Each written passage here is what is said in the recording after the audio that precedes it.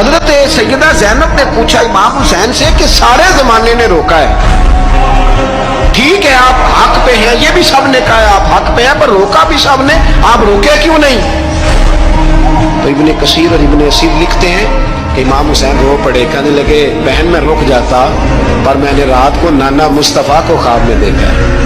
تو حضور نے فرمایا حسین اگر آج یہ رواج پڑ گیا نا یزید جیسے لوگوں کا تو قیامت تک پڑا رہے گا، پھر لوگ کہیں گے کوئی نکلا نہیں تھا تو ہمیں بھی نکلنا، پھر لوگ ظالموں کے سامنے گردنیں جھکانے کے عادی ہو جائیں گے۔ میں کہتا رہتا ہوں، کہہ رہا ہوں، کربلا کی جنگ کفر اسلام کی جنگ نہیں، کفر اسلام کی جنگ نہیں کربلا کی، کیونکہ یزید تو بڑا پکا نمازی تھا، خطبہ دیتا تھا وہ تو۔ جب امام حسین رضی اللہ تعالیٰ عنہ نے کربلا کے میدان میں جمعے کا دن تھا تو یزید کے سامنے کو بات کرنی شروع کی عمر بن سعد کے سامنے، تو عمر بن سعد کہنے لگا حسین زیادہ باتیں نہ کر، ہمارا جمعہ لیٹ ہو رہا ہے، جنگ کے لیے تیار ہو، فٹافٹ اہل بیت نبوت کو قتل کریں گے اور قتل کے بعد پھر نماز پڑھیں گے اور پھر کہیں گے اللہم صلی علی محمد وعلی آل محمد، اسی نماز میں پھر درود بھی پڑھیں گے۔ یہ کیسا مرتبہ ہے، کیسا انداز ہے، دوستی قاتل سے بھی مقتول سے یارانہ۔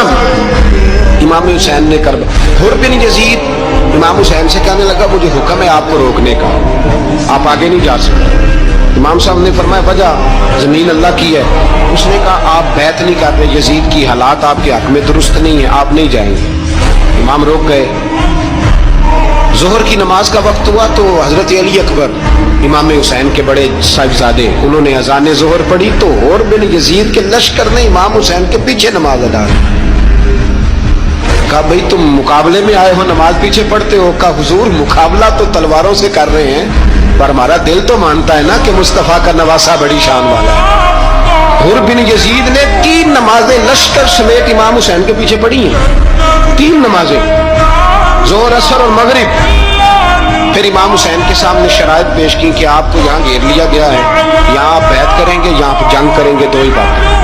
امام حسین نے فرمایا نہیں بھائی بیعت تو میں نہیں کرتا، اس کے علاوہ تم جو کہتے ہو میں کرنے کو تیار ہوں۔ اس نے خط لکھا، عبید اللہ ابن زیاد کو ایک بندہ دوڑایا پیچھے کوفے، چند میل پہ کوفہ تھا، کہا وہ نہیں مان رہے، کیا کرتے؟ تو حسین ابن علی ہے، میں زیادہ دیر انہیں روک بھی نہیں سکتا۔ انہوں نے پیغام دیا حر بن یزید کو کہ کرنا کچھ بھی نہیں، ان کا پانی بند کر دو، بلیک میل کرو، کھانا پانی نہیں ملے گا، چھوٹے چھوٹے بچے ہیں خود ہی مان جائیں۔ حضرت امام علی مقام کے بارے میں حر کے بعد جب یہ پیغام آیا تو حر کہنے لگا میری طبیعت نہیں مانتی حسین پر پانی بند کروں، دل نہیں مانتا۔ جب یہ لفظ